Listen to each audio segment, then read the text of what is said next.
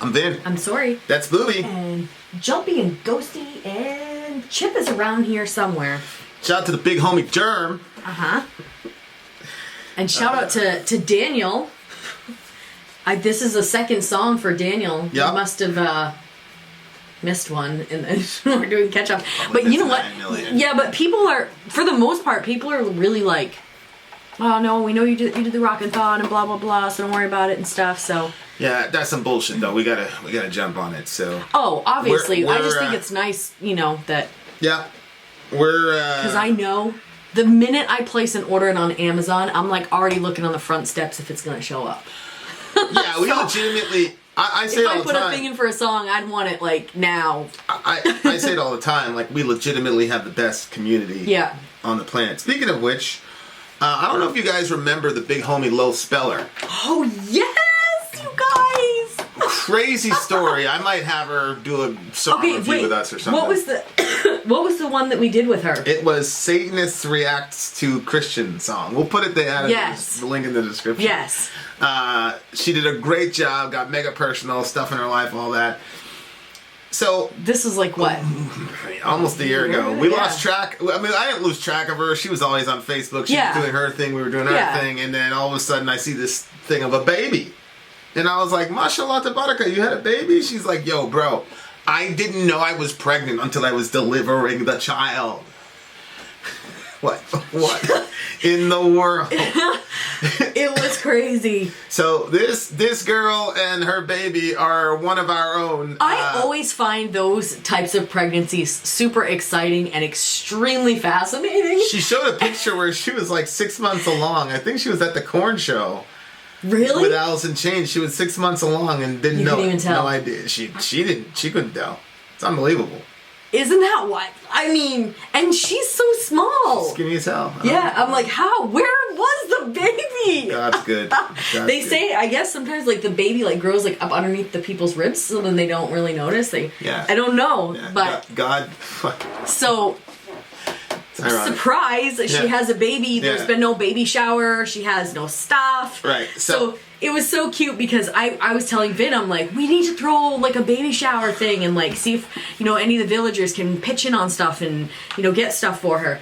And so we reached out to her and like she put together one with like 4 items on it. She had 14 items on it. I was like, whoa.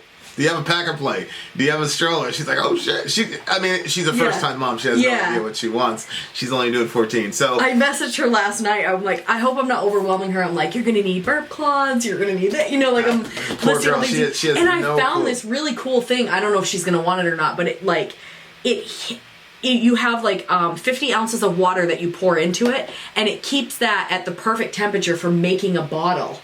So before, you'd have to make the formula and put it in the warmer, and it takes 3 to 4 minutes. The baby's screaming, you're trying to, and especially if you're, if you're trying to do it all by yourself, it's a lot. So this thing, it's perfectly warm. So you just have the formula already in the bottle, you just shake it up, give it to the baby. We've got the baby registry link. It will be in the description. In the description, yeah. So she added more stuff to it. Yeah, more than 14. Some people are kind of weird, like they'll be like, ooh, that person asked for like a lot of things, but like that's why we're telling you, like she had barely nothing on this registry, and we were like, put more. She had no idea she was gonna have a kid, and she doesn't know what she's doing, but she's gonna figure it out for sure. Yeah, that's the home girl. She seems really grateful for the baby. Both of them are tough little cookies. In the Clash of Arms, Mithotyn, let's do it. Yeah. Have you heard of this band before? Never heard of them before. Okay, cool. Ooh. Ready? Yep. And... Go! Whoa! Power metal.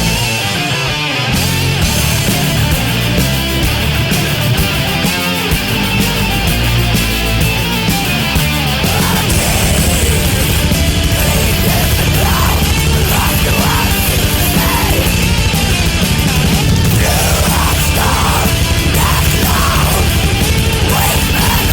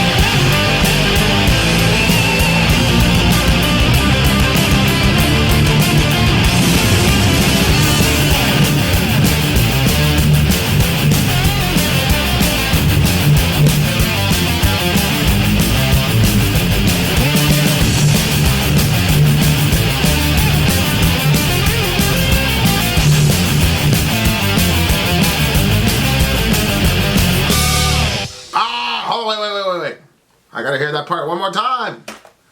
No, put it in my ear. Yeah, but then how am I gonna edit that? I don't know. I don't know. I just gotta hear that part again. The chorus. I didn't know where the lyrics were for the chorus. It's right here.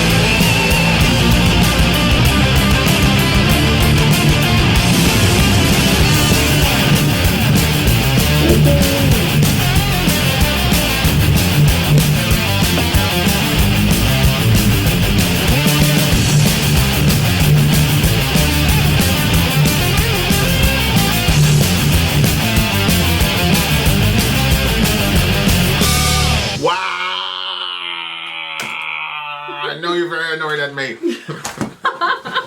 Last time this happened was Tool. Mm-hmm. I got a flashback. This is going on my playlist tomorrow when I hit the elliptical. Yep. And man, I want to fight some people. I knew it. I was like, I could feel his blood getting hotter right now. This is some like, come back to me, says violence. You really love me. Yep. You're just lying to yourself. Come back. You're a pacifist. Yeah. I'm a pacifist by conviction. Now, this one was interesting, right? Because it mixed I want to say the sound of Valhalla, but it had that Viking sound to it. But then it also had the death vocals in there, and then it had like some of it sounded like it was poorly produced, like what goes with that type. Metal. But then some of it was like really good. It was very interesting. It was just gathered around the oaken table. I mean, look at the cover art. I'm assuming this is like Viking metal. Yeah.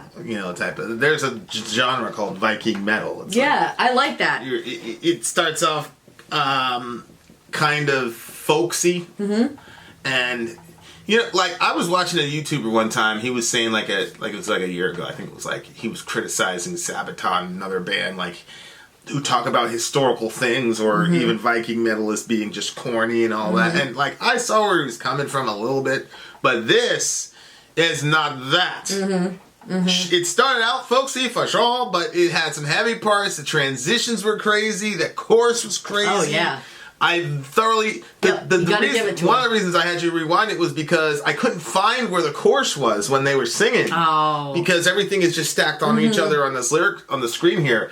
But man, when I found it, I was like, "Oh yes, glory!" When it was doing like the war part, and then you were like, you looked like you were shooting. I was like, these are Vikings. 2019 Vikings. Listen, I've met some Vikings who can. Yeah, but this sounded like it was back then. Me. Like it didn't sound like it was now.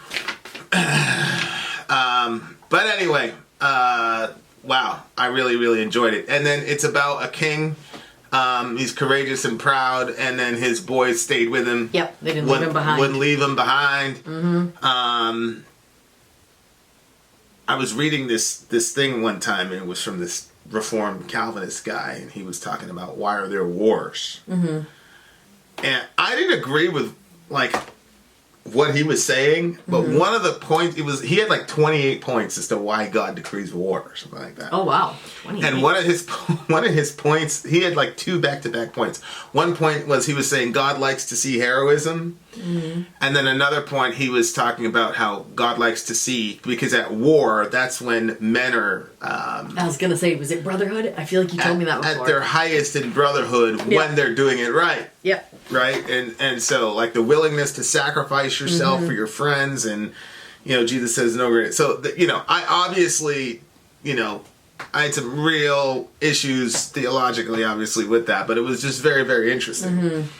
I just think human beings, it's impossible for us. It's interesting because war is the worst version of human beings. It's the worst version. It's us at our worst. That's why I tell people all the time, like, trust me, bro, you don't want to go to hell.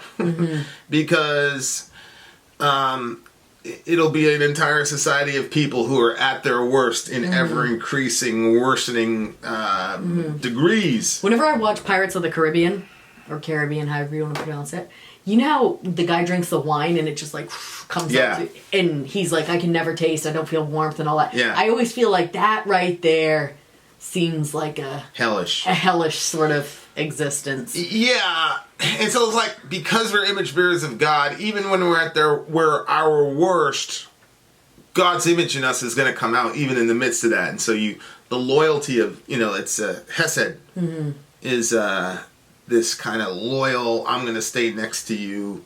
I don't care if I live or die. I mean, I do care if I live or die, but I'm not going to live and know that I abandon you. It was like, I was studying about Randy Shughart and Gary Gordon. These are the guys that Mike Durant was crashed in Mogadishu, and these 2 Delta snipers were up top on the Little Bird, and they asked about 5-6 times to go down there, and they went down there to take on an entire, basically, city. And it's just ridiculous, irrational. And of course, both of them were KIA, but Durant made it out alive. And because of what they did? Yeah, he held them off because they were coming for him. They held them off as Shughart, Randy Shughart, Gary Gordon.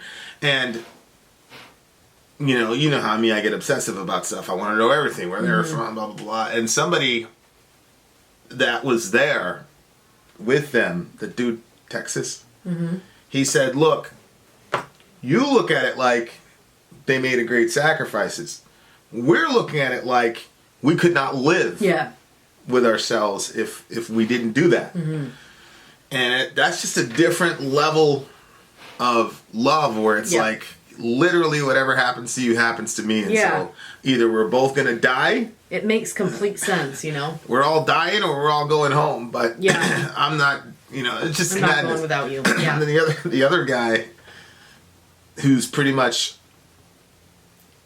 I believe, the greatest soldier alive in the history of the planet Earth, at least top 5. Delta guy. He took off all his gear and got it.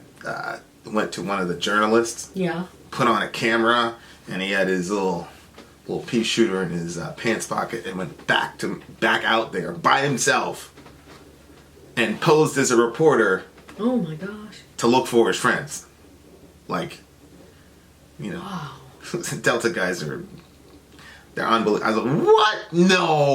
No, you didn't do that shit. And I went to the other guy. I'm like, yo. He's like, yeah. Wow. I'm not, I'm not gonna say his name, but and the guy is like literally the most unassuming. Like you would never. But the guy is Rambo. Like it was unbelievable. Quick thinking. I know. Because in '93, all the journalists were they were all out there. You know, but it's like this was like city. Like everybody's on top of each other. Like you weren't afraid people were gonna see your face. But it's the same thing. Like he's like, I was not gonna not do that. Yeah. You know. Seems like family love. It's just a crazy situation, man. Like what people are, the type of heroism and selflessness that people are capable of. And on the other side too. Yep. There's bravery. That's the thing that people don't understand about war is that there's valor and bravery on both sides, and it doesn't matter how horrible the side you're fighting on. War fighters respect that about each other. So, unbelievable. I couldn't believe it. Yeah. There's a roll call of Special Forces exploits in the Bible. You know, you talk about David's mighty men. Like they were different from everybody else. Like they were like a wreck team. Like he was crazy, and some of the stuff that they did was just insane. Like, and you just don't believe it. It's like, oh man, I can't believe we really did that. But then, is that nature or nurture? What do you mean? To be that type of a person. Yeah. You're born that way or you're not. You think so? I've seen it too many times. I've seen tough guys, blah blah blah blah, and dudes that really know how to fight, run, like. It's just it's in you or it's not. It doesn't matter. You cannot train that out of a person. You know, if they're gonna choke in a situation like that, it's already predetermined. There's no amount of training that's gonna do that. That's why those selection courses are designed to try to. The whole point is to identify who the weak link is gonna be as best as you can, but you can't know that until. Well, especially like you said, situation. Some of these people they're actual fighters. So then you would assume in that situation they'll be good. Yeah. It's just one of those things where it's like, okay, we're not mad at you. We understand you're scared, but you are never, ever. You're not putting everybody else on risk like that again. Ever coming out with us ever. Yeah. No. Yeah. No vanilla. So, it was just a beautiful thing, man. That was the thing that got, and of course, you know, he earned his glory, which is, of course, a horrible idea that you're glorifying killing someone.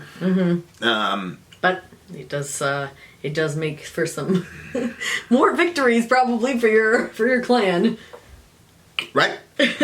Right. Yeah, it does. It also creates more deaths too. You know, so. I mean, it's what a world we live in, huh? Human beings. Good night. But man, that song, whoo. Yeah. I'm like moving around. I can't. Have you heard anything like that before? Can't wait to hit the gym tomorrow. Not the way these guys did it, man. There were a couple sections in the song that were mega special, mega special as far as rhythm changes and all that. Insane stuff. What do you get the song? Production was a little.